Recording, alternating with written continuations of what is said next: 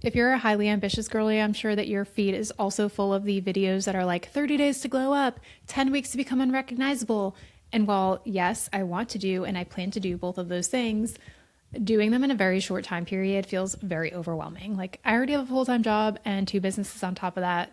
Trying to glow up in 30 days feels like a lot. So we're going to do it in 6 months instead. Welcome to the 6 months to your favorite self series, where we're going to take the next 6 months to become the best, most glowing, beautiful, amazing, wealthiest, healthiest, happiest version of ourselves, and then live the rest of our year as her. As someone who has survived burnout a few times recently and has gone through the worst 3 years of her life in the past 3 years, I want to let go of that living in survival and start to really thrive this year, but I don't want to do it in a way that is going to burn me out. So we are taking a more sustainable and intentional approach and doing this over the next 6 months, with each month having its own focus area. So if you feel like you are scattered and stretched thin and tired and overwhelmed and constantly feeling like you're treading water with the things that you're trying to not just accomplish in your life, but also just the day to day, you feel like you are constantly busy, but not actually productive. You're not moving the needle forward on the things that matter most to you. This series is for you. We want to make sure that we are building the things that make us feel energized and aligned and excited without the overwhelm and the burnout that can often come from chasing things at a really intense level. And while yes, there are times for intensity, 24/7 is not it. So this is going to be our 6-month roadmap for becoming our favorite self. Month 1 is all about clearing the path. We are clearing out our physical, digital, and mental spaces to make room for the person that we want to become and the life that we want to live. Month 2 is all about shifting our story, because we can't be this new version of ourselves if we are holding on to limiting beliefs, old stories, negative self-talk, and bad patterns. We are going to be rewriting all of that. Month 3 is all about building our foundation, laying out the framework for the routines and habits and behaviors that are going to support this favorite version of ourselves. Month number 4 is all about protecting our energy. We're going to be diving in deep to overall health and wellness in this month. So our sleep, our stress management, our nervous system regulation, our movement, our nutrition, all of these different areas that people think of as mainly supporting your physical well-being, but it also supports your mental and emotional well-being as well. When we're managing all of those things at a great level, it gives us more energy to pursue the dreams that we have in our life. Month number 5 is all about reclaiming the fun and joy in your life. Now, I find that this has been super important for me over the past few years. As we get older, it can feel like we are just living the same day, day after day. And that's often because we are. We get up, we go to work, we come home from work, and then we go to sleep and do it all over again. So taking time to intentionally infuse novelty and newness and fun into your everyday life, not just waiting for, your once a year vacation or something like that. We are adding in more presence, more excitement, more fun, and just enjoying life. That's what we should be doing on a regular basis. This is also about having intentional time for rest, relaxation, and restoration. That's super important, especially when you are trying to achieve big things in life. Now, I also want to pause and say we're not ignoring that the rest of the time. We are just making sure that each month we have one area of focus that is the primary objective. That doesn't mean everything else is just completely off the table. It's just taking that step back. So we're still going to have fun. We're still going to rest.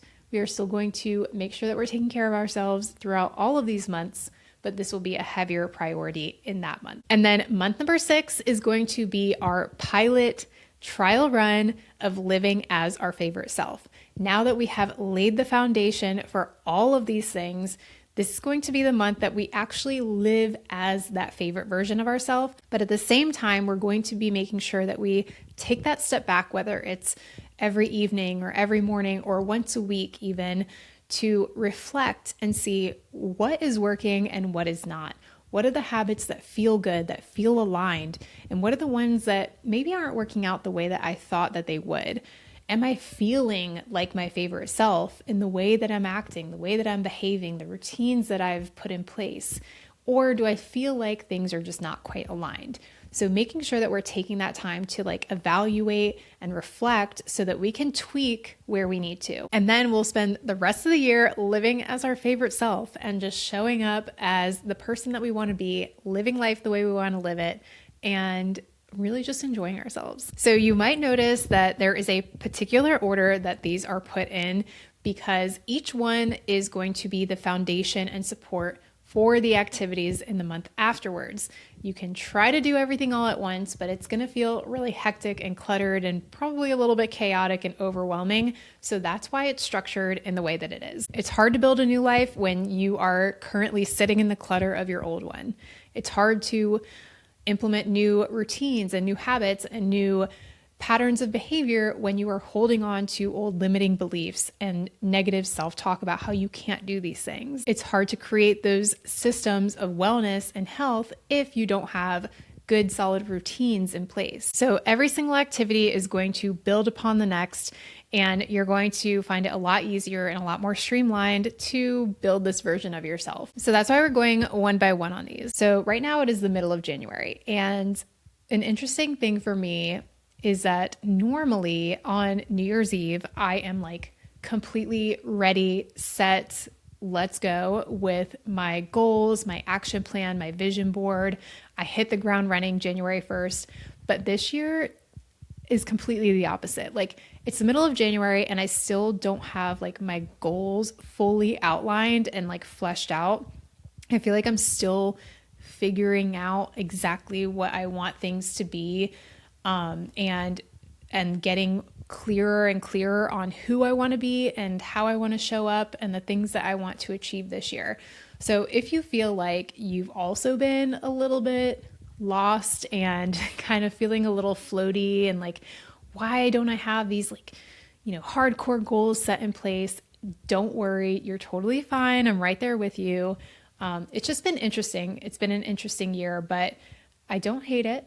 I am going to lean into it because I want to be really intentional and strategic with the goals that I set for this year. I don't want to just set a bunch of goals because they sound cool, they sound nice, it would be cool to do.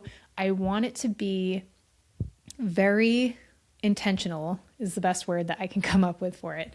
So I'm taking my time. I'm letting myself marinate and pray on these things and just see what comes out as the biggest priorities for me. There are some things that I already know, but I need to take the time to like really flesh them out. So don't stress out if you feel like you're in the same place. We're in this together and that's totally fine. You can take your time setting your goals for the year. There's no rule that says you have to have them by January 1. And that's why I wanted to start off this series with the clear the path. So month 1 is all about clearing out the old and really just setting the stage for bringing in the new version of you, the new habits that you want to embody, all of that. Research has shown that developing new habits is a lot easier in a brand new environment. So if you think about if you've ever moved homes and you feel like, okay, I have this really fresh start, you can create a brand new routine because your mind doesn't have the associations and cues that it has in your current environment. So your current environment is supporting the current version of yourself and the current habits that you have and the current behaviors that you do. Now, I'm not saying that you need to like pack up and move homes if you want to create a new version of yourself, but we do need to think about what do we need to clear out of our current space. So when it comes to our physical spaces, what are the things that are enabling the behaviors that we don't want to have? And what are the things that if we add to our environment would enable the habits that we want to develop? Basically, we want our environment and our home specifically to support who we want to become.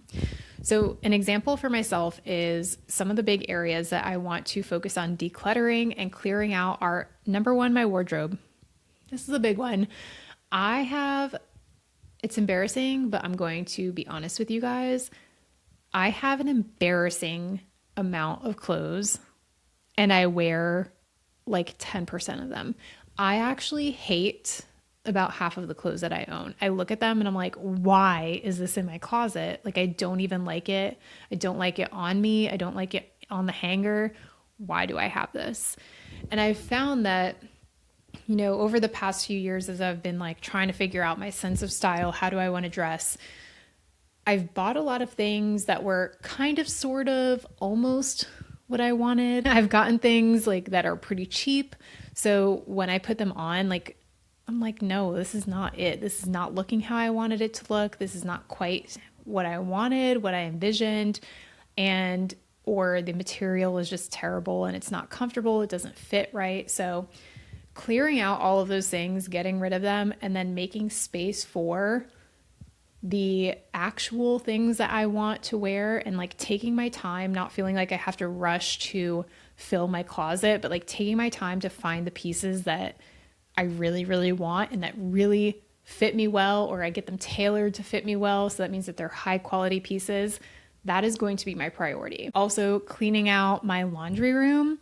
If you follow me on Instagram, you know that we had to leave our previous house really, really quickly because we found out there was a huge mold problem that was making me sick for a long time.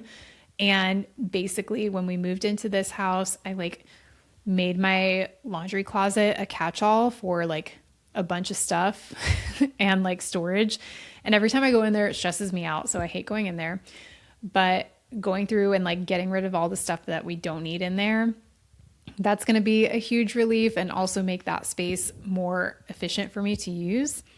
And then my kitchen also needs to be decluttered. There's a lot of pieces that we don't need anymore. And we also want to replace some of our plates and bowls. So I need to make sure that I get rid of the old ones before we can bring in new ones. What you essentially want to do is take a look at your physical environment, whether that's your home, your office, wherever you're spending time, and see, is this supporting the behaviors that I want to have, the habits I want to have, the version of myself that I want to be? And if not, what can you do to fix it? A big thing, obviously, is just decluttering. So if you have a lot of things sitting out, put them back where they belong, or get rid of them, or donate them if they're things that you don't need anymore. When it comes to supporting the habits that you want to have, how can you make it more obvious in your environment? For example, if you want to prioritize walking more, then having your shoes by your door. That's going to be a visual cue. It's going to make it really easy for you to take that action. I know some of you, like myself, are going to be like, I want it to look like no one lives here. I don't want to have shoes by my door. Okay, but would you rather have some shoes by your door, which make it easier for you to go on your walks, or keep everything in the closet and then it's like day after day, you're like, oh, I forgot to walk again. I forgot to walk again.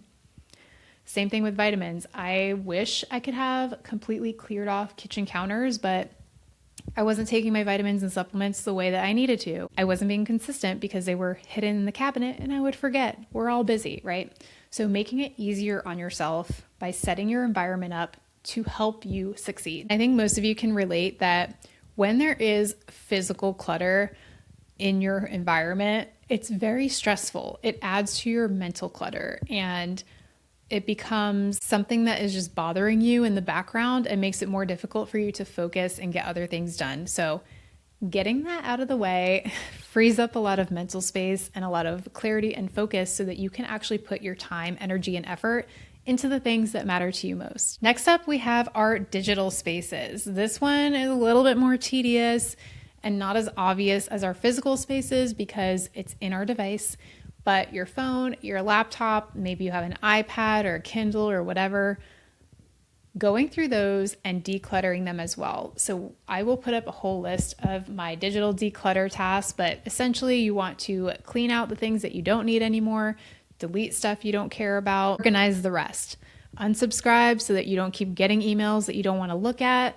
Now, I'm going to be honest with you. I have like at least 15, maybe more email addresses that I manage, and I probably have tens of thousands of unread emails.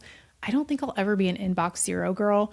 I would love to, but I honestly just, the thought of going through all of those makes me want to vomit. So I don't know how much I can clean that up, but starting to unsubscribe versus just like deleting. I know the swipe to delete is so much easier, but unsubscribing so that you don't keep getting full inboxes of stuff that you don't care about. And then the same goes for your social media, cleaning that up. Who do you not want to follow anymore? Like, who do you not care about? Or do they just not bring positive energy into your life? Are they making you compare yourself a lot? Or is it just like they're negative all the time with their posting? Following people that you find inspiring, motivating, that are on a similar journey, that you find uplifting. Basically, you want to make your digital space as supportive of your favorite self and things that you want to do as you are making your physical space. And then finally, we have our mental space. If you are like me, you carry a bajillion and one things in your mind at all times, and you need to get it out of your head. So grabbing a notebook or a giant piece of paper or a bajillion Post-its, whatever you want to do, brain dump everything that's in your mind. Everything that worries you, stresses you out, that you need to do, that you don't want to forget to do, that needs to go on a calendar, whatever it is, write everything that you can think of down on a piece of paper. Once you have written everything down, I want you to categorize it. What are the things that have action items, to-do items? What are the things that you want to save for later? Like, for example, I would love to plan a trip to Italy. I want to write that down, get it out of my brain, but that's not something I need to take action on right now. That's going to be like a later thing. So categorizing them into to-dos and laters, some days, and then your worries and anxieties. Now, this is an activity that I forget where I learned it from exactly, but I find it very helpful. And I now reminding myself as I say this out loud that I need to do this more frequently, but going through the list of things that are stressing you out, finding the ones that you can actually do something about, and what are the things you can't do anything about. The ones that you can do something about, what's an action item you can take? For example, this is a silly one. My lawn was stressing me out because our lawn guy hadn't shown up in a while, and I don't want to get an HOA violation. So instead of just continuing to worry about it, I just put a Facebook post in our neighborhood Facebook and was like, does anyone have a lawn person they can recommend? And we got someone, they came out, they took care of the yard, and it looks great. And now I don't have to worry about it anymore. Versus what are the things that you cannot do anything about? And instead of just continuing to worry on it, either you just pray about it, or you can journal about your feelings, or you just give it to God. You can't do anything about it. You need to stop letting it consume your thoughts and your worries. And I'm not saying that that's easy to do, because there are plenty of things that rattle around in my mind that I know I can't do anything about, but I continue to just take it back to God every single time, because I can't do anything myself. And I don't want to keep wasting my time and energy on it. We can't always control the first thought that pops into our head, but we can control the second one. So making sure that we are doing that. All right, now that we have cleaned our space, we have phones and devices that support productivity and inspiration, not distraction. We have cleaned up our mind. So now we have the space, the capacity to start to think about, who is our favorite self? What does she look like? What does she act like? What are the things that she does? What are the things that she does not do? And you guys know I have you with a free workbook in the description below to become your favorite self. This workbook is going to walk you through a number of reflection questions to help you just kind of really dive deep. And you basically want to come away with a crystal clear vision of this version of yourself. You want to be able to close your eyes and see it like a movie. That is how clear you want it to be. I highly encourage you to download this workbook so that you can get all of the reflection prompts and really dive deep into it. But an overall high level, you want to think about, what does she value? What does she prioritize in her life? How does she act? What does she not do? How does she make decisions? All of these things you need to think about and really get clear on, because it's going to be important to have that foundation for us to move into next month's activities. Okay. So that is your action plan for month number 1 of this 6 months to your favorite self. Clearing that path, decluttering your physical, digital, and mental spaces, and getting clear on who that favorite self version of you is. And remember, this is not a sprint. We're not trying to get this all done in 2 days or a few hours or anything crazy like that. We are taking our time. We are doing this in a sustainable way that's not going to make us stressed out and overwhelmed and frantic and want to give up in 20 seconds. Okay, take your time. slow it down. And even though I'm saying this is month 1 activities and this is a 6-month series that I'm doing, if you need to take more time than that, then do that. If you need to take 6 weeks for the declutter stage, that's okay. If you need to take 2 months for it, that's okay. We are busy. We have regular lives. We are trying to work and take care of family and all of these things. This is like another layer, right? So we need to make sure that we're taking care of ourselves and taking care of our responsibilities while also layering this in. I don't want you to feel stressed about doing this. Take the time that you need. And if you want to follow along on my activities that I'm doing for this, make sure that you follow me on Instagram or TikTok. I'm at Angelica Marie R on both of those. I'll have it in the description, but I'll be posting and sharing my activities for each of these months there. If you enjoyed today's video, make sure that you like and subscribe so that you don't miss the next one in this 6 months to your favorite self series. If you know anyone else who is trying to level up and glow up in their lives, make sure you share this with them. I appreciate you so much, and I will see you next week. Bye.